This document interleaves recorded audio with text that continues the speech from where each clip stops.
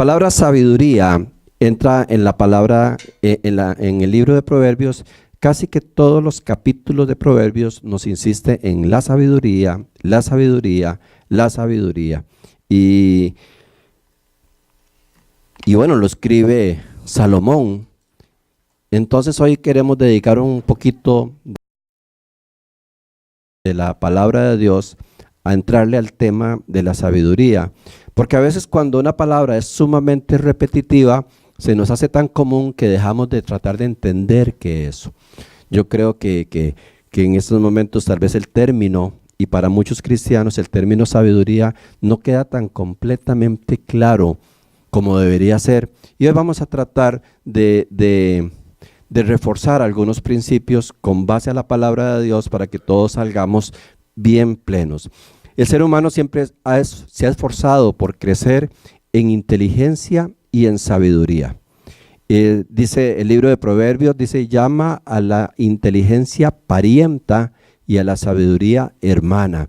O sea que necesitamos de las dos. Son cosas diferentes, necesitamos de las dos, pero entre la sabiduría y la inteligencia, a una le llama parienta y a la otra le llama hermana. O sea, ¿cuál debería ser más cercana para nosotros? ¿La inteligencia o la sabiduría? La sabiduría. Y hoy vamos a tratar de separarlas un poquito, porque la inteligencia es el desarrollo intelectual. La palabra inteligencia, cuando se le hace un estudio etimológico, la raíz de la palabra, y uno la divide en dos partes, prácticamente en síntesis, la inteligencia es saber elegir. Se resume en la capacidad que tenemos de elegir. Eso es inteligencia. Entonces nosotros diariamente, todos nosotros, tenemos que aplicar por fuerza la inteligencia. Hoy usted tuvo que decidir y elegir la ropa que se ponía, ¿verdad? ¿O no? ¿O alguien vino sin ropa? Hoy usted eligió posiblemente si desayunaba o no, o qué desayunaba. Hoy usted eligió si venía a la iglesia o si no venía a la iglesia. Hoy usted tomó un montón de elecciones. Algunos hoy tomaron la decisión de bañarse y otros dicen amén, ¿verdad? Y otros dijeron no, está muy frío, me baño mañana o me baño más tarde. Entonces quiere decir que la inteligencia nosotros la estamos aplicando todos los días, cada vez que tomamos una decisión, estamos aplicando la inteligencia. Por eso es que hay animales inteligentes, pero no encontramos animales sabios. ¿Por qué? Porque los animales saben elegir entre lo que comen, dónde duermen, a quién le hacen caso, cómo hacen sus cosas, y es ese desarrollo intelectual. Entonces nosotros calificamos a la gente normalmente por la inteligencia, por un marco que nos han dado, pero parte de lo que quiero dedicarle un poquito de tiempo hoy es que todos nosotros somos inteligentes. Aquí no hay una sola persona que no sea inteligente. Y muchas veces por los parámetros que nos pone el mundo, oímos a una persona que dice, no, es que yo soy tan bruto. ¿Han escuchado a alguien que diga eso? Yo decía, no, es que yo soy tonto. Porque medimos la inteligencia con parámetros que se nos han establecido y vamos a ver que la inteligencia la tenemos todo. Lo que pasa es que la tenemos de diferentes maneras. Entonces yo quiero que usted vuelva a ver a la persona que está a la par y que le diga, usted es inteligente. Dígaselo, usted es inteligente. Y usted se lo va a creer. Porque una de las cosas que nosotros necesitamos es la capacidad de autoestima y de autovalor que Dios nos dio. Y Dios nos hizo inteligentes. Lo que pasa es que la inteligencia no es igual para todos. Cuando yo estaba en la escuela y había uno de los niños que sacaba un 100 en matemáticas, se le decía que era el más inteligente de la clase. ¿Es correcto? Normalmente a los niños brillantes en matemáticas o en ciertos estudios se les dice, wow, es que ese es el más inteligente. Y es un error de la sociedad, porque él lo que tiene es una inteligencia lógica matemática. O sea, es muy capaz para las matemáticas porque Dios le dio el don que tal vez no le dio a otros. Entonces todo lo matemático se le hace fácil. Pero la sociedad dice que ese es inteligente y el otro que no logra sacar más de un 5 en matemáticas, dice, es que este es más cerrado, este es tonto, porque no sabe matemáticas. Ese marco yo creo que ha frustrado a mucha gente y ha hecho que mucha gente se sienta que no es inteligente. Pero voy a citar los 12 tipos de inteligencia en la cual la ciencia define que todos, cuando usted se oiga ahí usted dice amén. Y si puede que alguno tenga más de una o alguno tenga 12, ¿verdad? Ojalá. Hay inteligencia lingüística. O sea, esa inteligencia está asociada con los idiomas.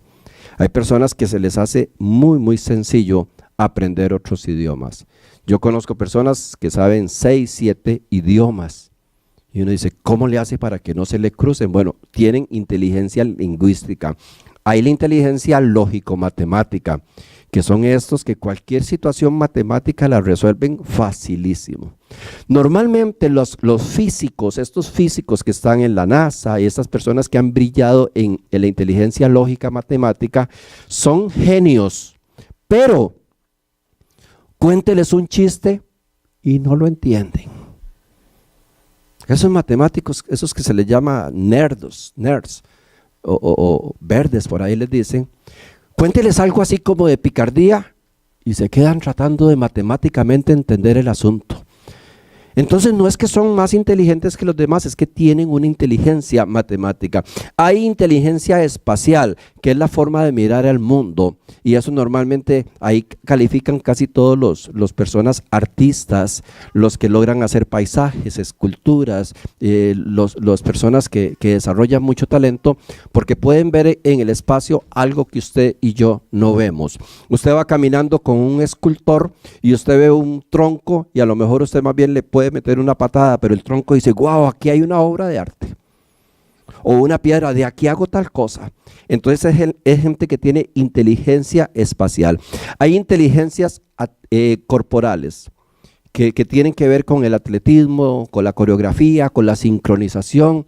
Hay personas, no sé, y lo digo con mucho respeto, pero no sé si usted ha visto a los morenitos. Los morenitos normalmente tienen una inteligencia corporal muy fuerte. Usted le pone música a un morenito y ya tiene un ritmo, ¿verdad? En cambio uno parece que está como enyesado. Y uno lo dice, pero ¿cómo es que se mueven así de bonito? Bueno, porque ellos ya responden a una inteligencia corporal y muchos llegan a ser grandes coreógrafos y de todo. Hay la inteligencia emocional, que tiene que ver con el autocontrol, con la empatía, con la facilidad de conectarse con las personas, con la facilidad de entender a las personas. Entonces hay personas que malas para las matemáticas, malas para un montón de cosas, pero que logran entender, logran escucharse, logran conectar con las personas. Hay inteligencia intrapersonal, que es conocerse a sí mismo, y la interpersonal, que es la de relaciones con los demás, que tiene que ver normalmente con líderes, con personas políticas, que les es muy, muy sencillo conectarse con las otras personas. Hay inteligencia naturalista, que se conectan completamente con todo lo natural, que les hace fácil seleccionar plantas para sacar medicinas, se les hace con solo el olor, saben lo que son las cosas. Vea qué gama tan grande de inteligencias hay. Está la creativa, hay personas que son tan creativos que de basura prácticamente pueden hacer algo bonito, hacen arte, todo lo que tocan lo arreglan, si les dan un salón para que lo arreglen, lo hacen bonito, a nadie se le ocurre, son inteligentes. Finalmente hay una inteligencia que es la colaborativa, que es la que facilita trabajar con las demás personas, que usted se puede meter en grupos, liderarlos y que la gente está cómoda con usted. Hago esta mención tal vez un poquito, digamos, no bíblica, pero que es necesaria, porque nosotros debemos entender que todos nosotros somos inteligentes, todos. Y que no se nos puede decir que sí o no porque no sabemos resolver un problema matemático, o porque no entendemos un chiste, ¿O porque no funcionamos? Bueno, porque todos, y yo espero que usted haya dicho, bueno, yo tengo esta, yo tengo la otra, pero partamos de que Dios hace seres inteligentes. Dios hace seres inteligentes. Dios no va a decir, a este lo voy a hacer bien, bien inteligente y a este bien brutito. No, Él nos hace a todos inteligentes. La sociedad es la que ha venido marcando y encasillando y afectando a muchas personas, que es muy normal que la gente dice, no, yo soy más tonto, yo en la escuela en matemáticas me iba muy mal y de todo. No, usted es sumamente inteligente, pero la inteligencia tiene que ver con un don que Dios nos dio, con algo específico que Dios puso en cada uno de nosotros. O sea, la inteligencia viene a través de las líneas genéticas. Normalmente nosotros a través de nuestros padres recibimos la información genética, y por eso es que si el papá es un gran talentoso músico, a los hijos se les va a hacer muy sencillo aprender música. No quiere decir que los otros no, pero les va a ser más fácil a los que tienen un padre músico. Si el papá es médico, si el papá es abogado, uno ve las líneas de tendencia como a los niños se les hace muy fácil, muy natural, hasta la política y hasta muchas cosas, porque se hereda, se aprende. A veces vemos a un hombre con una gran facilidad de ayudar a la gente, y después vemos a los hijos iguales que tienen ese mismo don, esa misma capacidad, esa misma inteligencia. Pero el tema entonces es, ¿qué es la sabiduría? Que es el tema de hoy. ¿Dónde metemos a la sabiduría? Ya sabemos, todos somos inteligentes, pero yo le agregaría, pero no todos somos sabios. Y ahí está el dilema del hombre.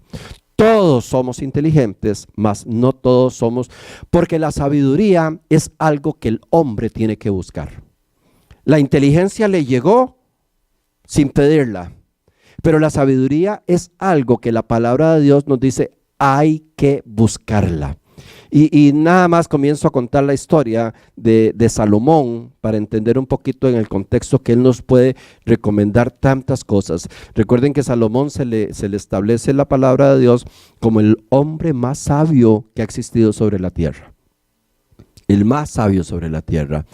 Dice Primera de Reyes 3, en aquel tiempo vinieron al rey dos mujeres rameras y se presentaron delante de él. Y dijo una de ellas, Señor mío, yo y esta mujer morábamos en la misma casa, y yo di a luz estando en la casa. Aconteció que al tercer día, después de dar yo a luz, que ésta dio a luz también, y morábamos nosotras juntas. Ninguno de fuera estaba en casa, sino nosotras dos en la casa. Y una noche el hijo de esta mujer murió, porque ella se le acostó a él. Y se levantó a medianoche y tomó a mi hijo, que estaba junto a mí, estando yo tu sierva durmiendo, y lo puso a su lado, y puso al lado mío el niño muerto. Y cuando yo me levanté de madrugada para dar pecho a mi hijo, he aquí estaba muerto. Pero lo observé por la mañana y vi que no era mi hijo, y que el que yo había dado a luz. Entonces la otra mujer dijo, no, mi hijo es el que vive y tu hijo es el muerto. Y la otra volvió a decir, no, tu hijo es el muerto y el mío es el que vive. Y así hablaban delante del rey. El rey entonces dijo, esta dice, mi hijo es el que vive y tu hijo es el muerto. Y la otra dice, no, mas el tuyo es el muerto y el mío es el que vive. Dijo el rey, traedme una espada, y trajeron una espada. Enseguida dijo el rey, partid por en medio al niño vivo y dad la mitad a cada una de ellas, a una a la mitad y la otra mitad a la otra. Entonces la mujer de quien era el hijo vivo habló al rey, porque sus entrañas se le conmovieron por su hijo, y dijo, oh Señor mío, dad a esta el niño vivo y no lo matéis. Mas la otra dijo, ni a mí ni a ti partirlo. Entonces el rey respondió, dad aquella al hijo vivo y no lo matéis, ella es su madre. Y todo Israel oyó aquel juicio que había dado el rey, y temieron al rey, porque vieron que había en él sabiduría. ¿De quién? De Dios para juzgar. Nosotros ahora posiblemente ya teniendo la referencia, pues no lo vemos tan complicado. Pero si usted se pone en esa escena y usted es y a usted le tocaría juzgar, no sé si usted ha estado en medio de dos niños acusándose. Y uno dice una cosa y el otro dice la otra. Y el otro se defiende y ese se defiende. Y uno por dentro dice, pero ¿quién será? No, que él me pegó primero. No, él me pegó primero. Y comienza ese pleito y uno no sabe a cuál darle la razón. Cuando la gente llega a una corte, ¿qué llegan diciendo? Exactamente lo mismo. Yo tengo la razón, él. Y el otro dice, yo tengo la razón. Cuando la gente se está peleando en una casa, bueno, porque los dos creen tener la razón. Y más difícil todavía para Salomón, yo creo por el tipo de mujeres que le llegaron, que eran de dudosa reputación, eran prostitutas. Entonces, pues la mujer prostituta normalmente era una mujer sin principios, sin valores, sin moral, sin ética. Entonces era muy difícil. Todavía hay personas que por su nivel socioeconómico o familiar es más fácil creerle. Uno dice, no, pues yo le creo porque se ve que es una persona honorable. Pero cuando usted tiene al frente una persona que más en esos tiempos no valía absolutamente nada y posiblemente las dos hasta usando un lenguaje grosero, soez, atacándose, bueno, ¿cuál de las dos será? ¿A cuál de las dos? No hay testigos. Ahí están que se jalan el pelo y de todo. De la sabiduría de Dios, el rey Salomón toma una decisión que hasta el día de hoy es materia de estudio en todas las universidades del mundo. Si ustedes lo han escuchado, si alguien ha estudiado leyes, se habla de la ley salomónica. Y cuando alguien quiere decir, bueno, hagamos una cosa, arreglemos esto salomónicamente. Tome usted una parte y tome usted la otra, nos la jugamos. Pero vea el valor y el poder de la sabiduría de Dios, que algo que pasó, digamos, una anécdota, hoy por hoy es vigente como resolución de conflictos. Por eso es que la palabra de Dios se prueba solo. Entonces él dijo, bueno, algo loco, pero es que entendamos que un rey tenía todo el poder. Tráigame una espada y lo partimos en dos y le damos un pedazo a cada uno y se acaba el problema. Si el rey decía eso, no era en broma, no era para asustar, porque la palabra de los reyes se consideraba palabra de Dios. Entonces un rey simplemente cuando venía alguien al frente, nada más decía, córtenle la cabeza a este y le cortaba la cabeza. No, mátenlos a los dos y los mataban a los dos. O sea, el rey no estaba diciendo, les voy a decir a ver si se asustan. No, el rey estaba hablando en serio. Y ellas sabían que estaba hablando en serio. El pronunciamiento del rey, la sabiduría con que el rey trató de arreglar el asunto, hizo que la verdadera madre reaccionara como madre. Sacó su instinto materno. Yo creo que cualquier madre que está aquí en esta mañana, ante una situación que van a matar a su hijo, preferiría que se lo lleve otro, pero que no lo maten. Ninguna va a decir, bueno, pues mátelo. No.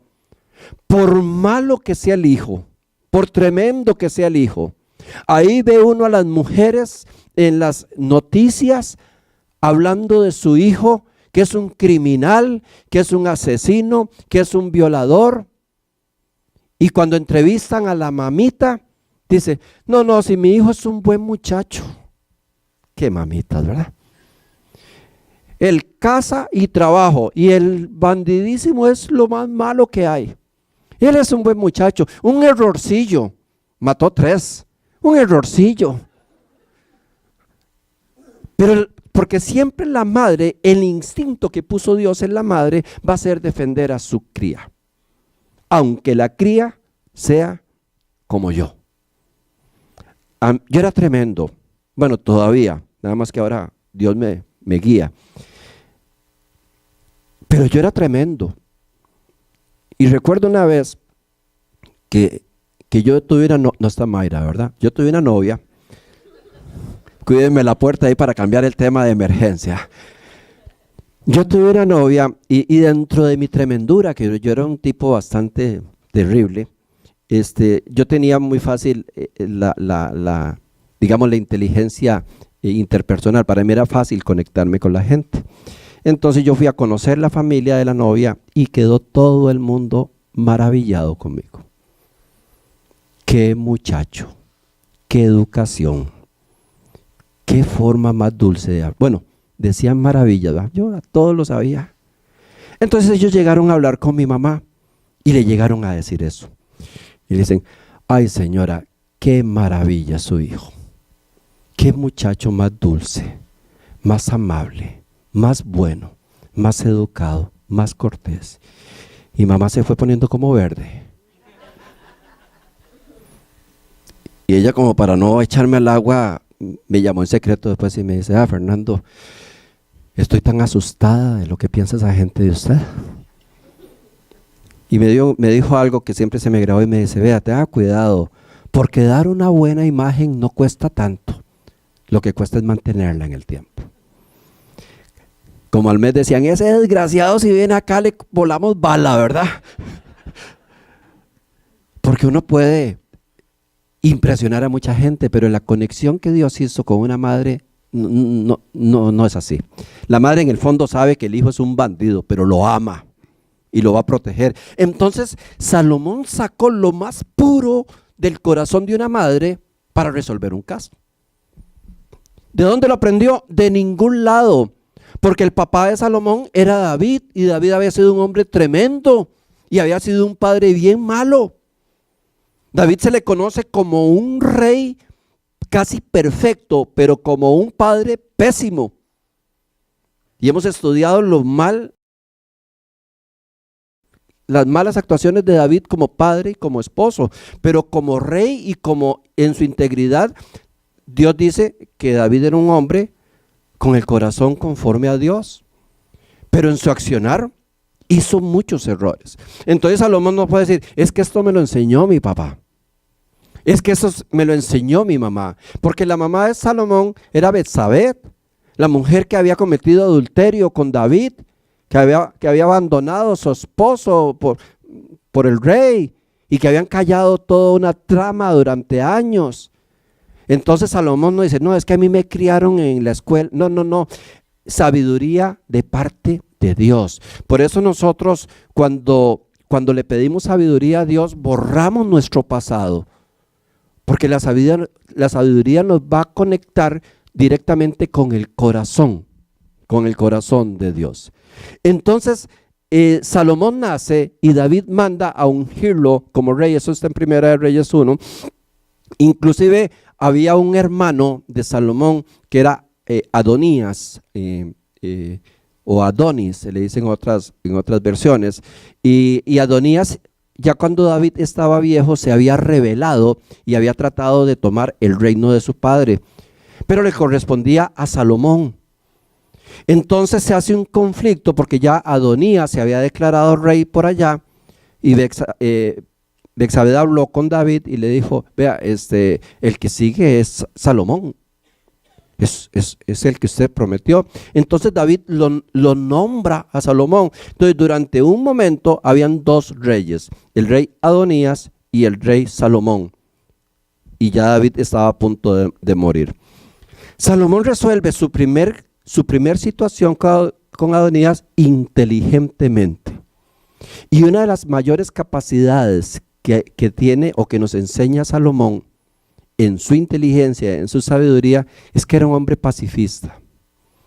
Él no le declaró la guerra, él no mandó a capturar a su hermano, a pesar de que su hermano había usurpado el trono. Ustedes saben que los reyes, cuando haya usurpación del trono, no se perdona nada. Aquí es matarlos inmediatamente, porque es la inestabilidad. Él simplemente le manda a decir a Adonías, pues que no se preocupe, que tal vez por un error él se autodeclaró rey, pero que ya el papá lo ha nombrado, pero que tomemos las cosas en calma y que hablemos. Dice la palabra de Dios que Adonías corre del miedo, porque sabía que era cierto, y llega al altar, y había lo que se llaman los cuernos del altar, y se amarra los cuernos del altar, y dice, como quien dice, estoy refugiándome para que no me asesinen. Y él queda ahí porque era un lugar santo donde difícilmente iban a llegar los soldados. Y ya solito se entregó. Y Salomón pudo haber dicho, bueno, agárrenlo y lo encierran o lo matan, porque fue el hermano que trató de quitarme el trono, pero lo arregló de una manera muy inteligente. Mi hermano, no hay ningún problema. Fue un error, lo comenzó a controlar y dejó el asunto así. Primer caso y casi, bueno, después se dieron otros, pero casi que de los primeros casos en todo Israel que se resuelve un asunto de usurpación de trono en paz. Vea cómo nos va enseñando Dios la inteligencia y después la sabiduría a que nosotros busquemos la paz. Dice la palabra de Dios, busca la paz y síguela. Cada vez que nosotros estamos de frente a un conflicto, deberíamos, en lugar de buscar ganar el conflicto, tomar la decisión que traiga paz. Porque ¿de qué ganas? Ganar un pleito y quedar en guerra. Es mejor a veces salomónicamente perder algo y quedar en paz.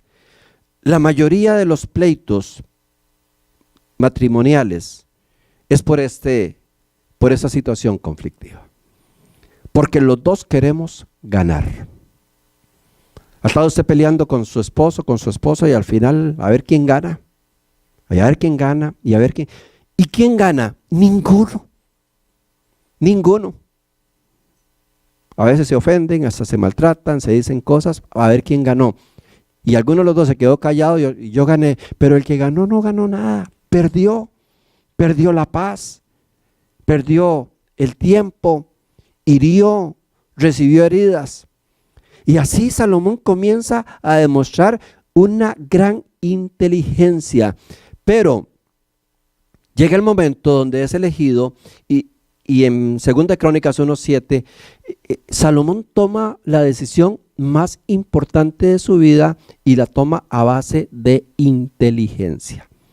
Acordémonos la diferencia. La inteligencia la tenemos todos y la debemos aplicar todos, pero la sabiduría vendrá de Dios. Dice el versículo 7, y aquella noche apareció Dios a Salomón y le dijo, pedidme lo que quieras que yo te lo daré. Y Salomón dijo a Dios, tú has tenido con David mi padre gran misericordia y me has puesto por rey en lugar suyo. Confírmese pues ahora, oh Jehová Dios, tu palabra dada a David mi padre, porque tú me has puesto por rey sobre el pueblo numeroso como polvo en la tierra. Dame ahora sabiduría y ciencia para presentarme delante de este pueblo, porque ¿quién podría gobernar a tu pueblo tan grande? Y dijo Dios a Salomón, por cuanto hubo esto en tu corazón y no pediste riqueza, bienes o gloria, ni la vida de los que te quieren mal, ni pediste muchos días, sino que has pedido para ti sabiduría y ciencia para gobernar a mi pueblo, sobre el cual te he puesto como rey. Sabiduría y ciencia te son dadas. También te daré riquezas, bienes, gloria, como nunca tuvieron los reyes que han sido antes de ti, ni tendrán los que vengan delante de ti. Qué respuesta más inteligente, ¿verdad?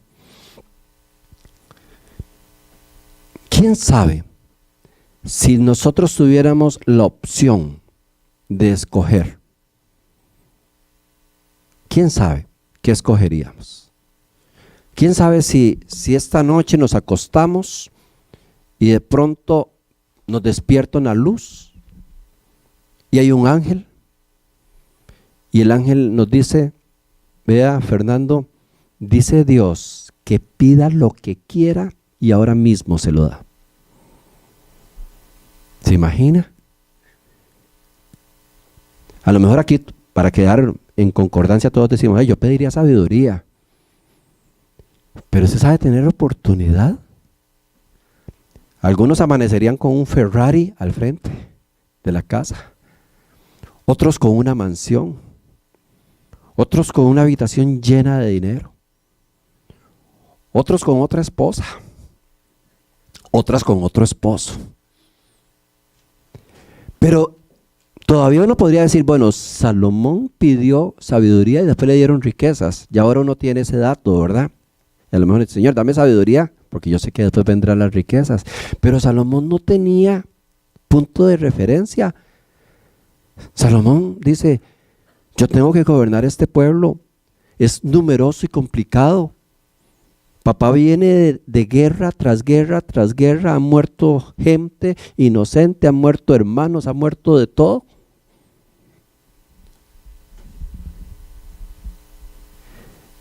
Y él sabiamente, ok, Señor, dame sabiduría y conocimiento, nada más.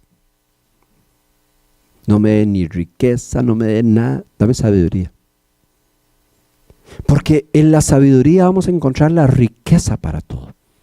¿Se imagina de verdad que usted y yo, todas nuestras decisiones las tomáramos en la dirección que Dios quiera? Nunca tendríamos un solo problema. Nunca nos equivocaríamos en nada. Negocio que hagamos nos va bien. Decisión que tomemos va a ser de bendición. Pero nosotros peleamos en contra de la sabiduría. ¿Por qué? Porque hay cosas que nosotros queremos hacer no como Dios dice, sino como nosotros queremos. Y dice Salomón en otro de los proverbios, dice, hijo, y no te apoyes en tu propia prudencia. Es que hay cosas que están tan fáciles y tan buenas que no vale la pena ni siquiera preguntarle a Dios. Porque es capaz que si lo consulto con Dios me dice que no. Entonces mejor yo esto no se lo oro a Dios porque yo sé que Dios me va a decir que no. Entonces lo hago yo. ¿Cómo se obtiene la sabiduría? Dice Santiago 1:5. Si a alguno de ustedes le falta sabiduría, pídasela a Dios, que Él se la dará. Pues Dios da todo sin limitación y sin hacer reproche alguno. Si usted está esperando que la sabiduría le caiga del cielo, se va a morir esperándola. Esa debería ser una oración diaria del cristiano. Señor, dame sabiduría en este día. Usted le puede decir, Señor, yo soy muy inteligente. Yo soy muy inteligente para los negocios, pero yo no quiero inteligencia. Yo quiero sabiduría.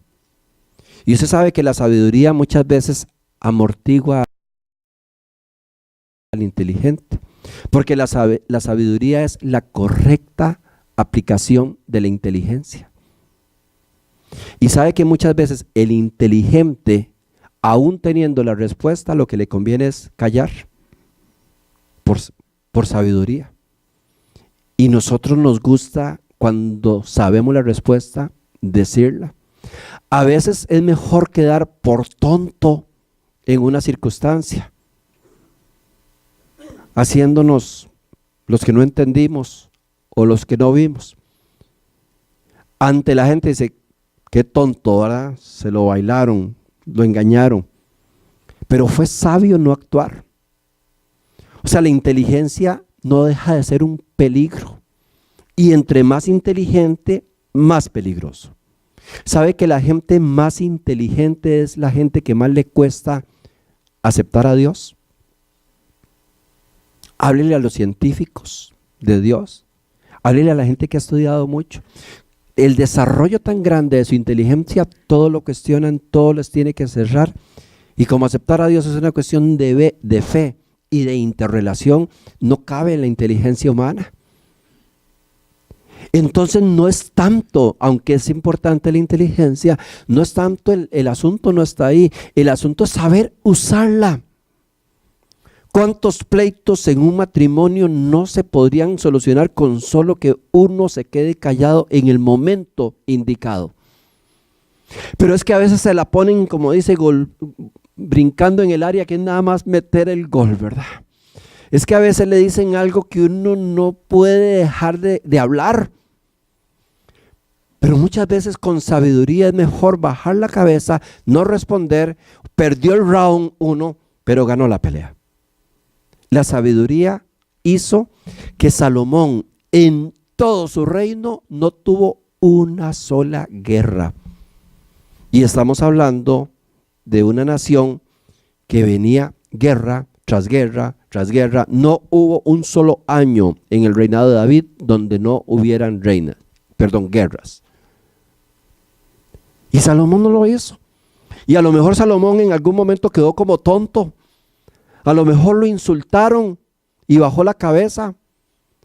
A lo mejor le hicieron un engaño y se hizo el que no haya pasado nada. Pero es que era sabio. Sabía cuáles luchas había que dar. De qué forma había que darlas. Entonces dice Efesios 1:7, para que el Dios de nuestro Señor Jesucristo, el Padre de gloria, os dé espíritu de sabiduría y de revelación conforme al conocimiento de Él. Quiero decirles que la Biblia está llena de versos donde nos dice, la sabiduría viene de Dios, pero hay que pedirla. No es venir a la iglesia, es pedirle. Yo no sé si usted realmente ha orado o ora constantemente, Señor, dame sabiduría. Yo renuncio a mi inteligencia, dame sabiduría. ¿Cuál es el principio de la sabiduría? Proverbios 1:7. El principio de la sabiduría es el temor al Señor. Ahí es donde empieza la sabiduría. No es tenerle miedo, es el temor de fallarle a Dios. Es no hacer algo que sepamos que nos separa de Dios. Ahí empieza el principio de la sabiduría. Tener miedo de que se vaya a estropear mi relación con Dios. Yo voy a tomar decisiones no pensando en mi conveniencia, en los que están a la par, sino pensando en si esa decisión me acerca más a Dios o me aleja de Dios. Me ofrecieron un trabajo, hay que trabajar los domingos. Yo sé que eso es para los que no vienen, pero tal vez lo ven algún día en el video. ¿Me acerca más a Dios o me separa de Dios? Pero me gano una plata. ¿Bendecirá Dios ese dinero? Téngalo por seguro. ¿Por qué? Porque transgrede un mandato que está en los 10 mandamientos. Porque no es una opción. El día de descanso es un mandato de Dios. Y el que quiera trabajar todo el tiempo está transgrediendo la ley de Dios. Pero bueno, es que me pagan tanto, es que me hacen esto, me dan el doble, me dan acá, me dan allá. Ok, muy inteligente, genera dinero, genera beneficios. Pero ¿será sabio? ¿Me acercó más a Dios o me alejó de Dios esa decisión? Después vienen las consecuencias. Yo doy gloria a Dios por todos. Pero ¿cómo se acerca la gente a Dios cuando está en crisis? ¿Cómo se acerca la gente de Dios cuando está en crisis? Alguien me dijo, pastor, deberían hacer culto todos los días. Porque qué ganas de estar en. Pero ¿qué pasa cuando baja el problema? ¿Dónde están los que venían a orar los sábados? Es que hay trabajo, pero antes no había trabajo, sí, pero había una necesidad que nos llevaba a buscar de Dios. Pero ya como la necesidad se quitó, ya no. Y se comienza a enfriar porque se comienza a usar la inteligencia en lugar de la sabiduría. Si no voy a la iglesia, trabajo y me gano 30, 40 dólares. Eso es inteligente. Pero me voy enfriando en mi relación con Dios, me voy alejando de Dios cuando es que me desconectó con Dios. Y cuando tiene 3, 6 meses de estar en esa actitud, ni se acuerda de Dios y ya los 30, 40 dólares no le sirven para nada. Porque se le abre puerta al devorador, al que viene y acaba con todo. El principio de la sabiduría es el temor de Jehová. ¿Y el temor de Jehová qué es? Según Proverbios 8:13, el temor de Jehová es aborrecer el mal. Y es uno de los principios más ricos y más grandes que he encontrado este año en el libro de Proverbios, aborrecer el mal. Para nosotros nos apartamos del mal. Yo sé que de todo lo que a Dios no le gusta, yo me debo apartar. Eso está bien. Pero el principio de esa sabiduría no es apartarme, es aborrecerlo. Y ahí es donde mucho cristiano renquea. Se apartó del mal, pero aún le gusta el mal. No ha llegado al nivel de aborrecerlo. Alguien me decía a mí, me decía, yo no uso drogas porque yo sé que es malo, pero yo deseara andar drogado todo el día.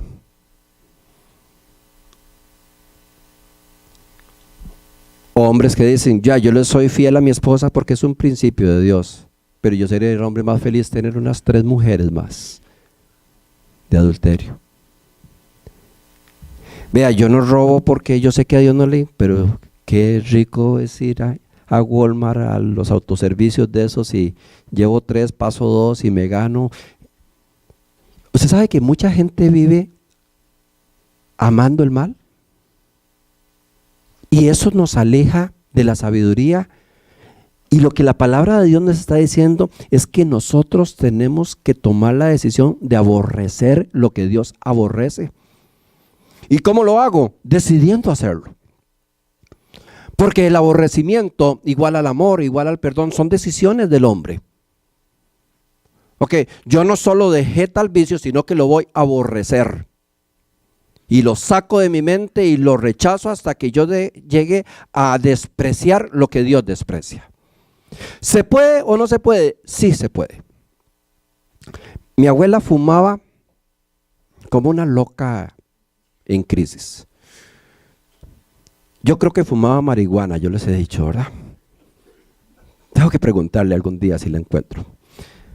Yo digo marihuana porque compraba todo, es una broma, creo que no, bueno, puede ser. Ella compraba el tabaco todo como en paquetes y compraba el papel amarillo, ¿verdad? Y yo la veía que abría el papelito, le echaba y hacía así, pasaba la lengua, lo cerraba. Puro marihuano, ¿verdad? Mi abuela fumaba en exceso. Mi abuela me enseñó a fumar. Porque ella encendía el cigarro, ponía el horno de la cocina, donde la resistencia entraba en rojo, me decía, meta la cabeza, péguese a la resistencia. Y yo me quedaba metido en el horno un rato, ahí dándole. Salía mareado, ¿verdad? Yo fumaba día y noche. Día y noche. Los hijos, los médicos, todo el mundo le dijo, se llamaba Doña Socorro tiene que dejar de fumar, se está matando. Y yo recuerdo a mi abuela decir, pues que me entierren con una chimenea, porque yo no dejo de fumar. Ya obsesionada. Pero un día llegó a la casa pálida, y era morena. Y recuerdo que habló con mamá y dice, me encontraron no sé qué. Y dice el doctor que si yo no paro inmediatamente hoy de fumar, tengo de 3 a 6 meses de vida. Porque se me bloqueó, ¿no?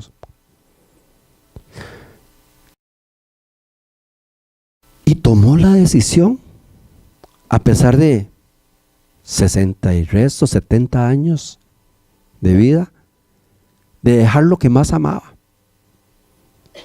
Y se fue y botó todo. Porque tuvo tanto miedo de cómo le plantearon las cosas.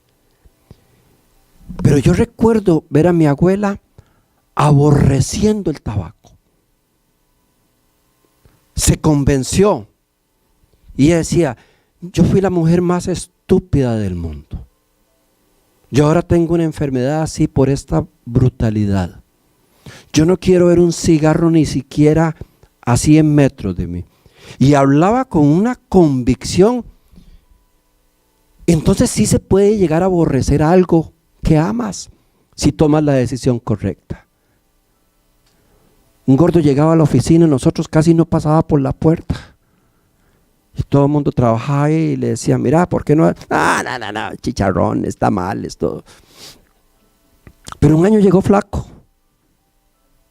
Bueno, flaco de cómo estaba, ¿verdad? ¿Qué le pasó? Me dio un infarto. ¿Y qué? Me quitaron las grasas, me quitaron esto y el otro. Y estaba el hombre. Y no comen, no, yo no quiero ver eso ni en pintura. Se puede llegar a aborrecer lo que tanto amamos si sabemos que nos perjudica. Y así es como el Señor nos pide que comencemos a aborrecer el pecado. No a los pecadores, el pecado. Cada uno de nosotros sabe contra qué lucha. Pero yo he entendido que la lucha no es tanto para vencer la debilidad, sino para aborrecerla. No sé si me estoy explicando. Convencerse que eso yo tengo que llegar a aborrecerlo porque Dios lo aborrece. Dios ama al pecador, pero aborrece el pecado. Entonces, en mi lucha, antes de estar peleando para ver cómo venzo, debo estar aplicando el principio de la sabiduría y decir, yo voy a llegar a aborrecer esto. Y lo meto y lo programo en mi mente, y lo digo, y lo hablo, y lo acato. Llega el momento donde usted aborrece el mal. Y como producto de eso, aumenta la sabiduría de Dios en su vida. Y usted comienza a tomar decisiones diferentes. Porque hay personas que cambian y otras no cambian cuando conocen de Dios. Porque unas aplicaron el principio y otros no.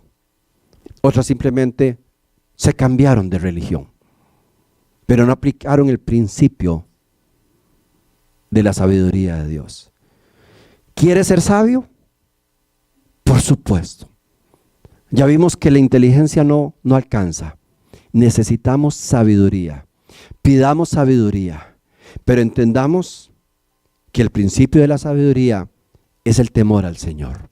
Y el temor al Señor es aborrecer el mal. Aunque el mal sea lo más lindo para ti, comience a decirlo, comience a hablarlo con Dios. Señor, yo quiero aborrecer lo que mi cuerpo desea, porque yo sé que tú no quieres que esté. Y si para usted esto es malo, para mí va a ser malo. Usted va a matar eso que lo vence, lo va a doblegar, lo va a enterrar. Y no solo eso, va a comenzar a ser bendecido, a prosperar y a caminar por los caminos que Dios quiere de caminar. Bendición, prosperidad, paz, amor y gozo. Póngase en pie.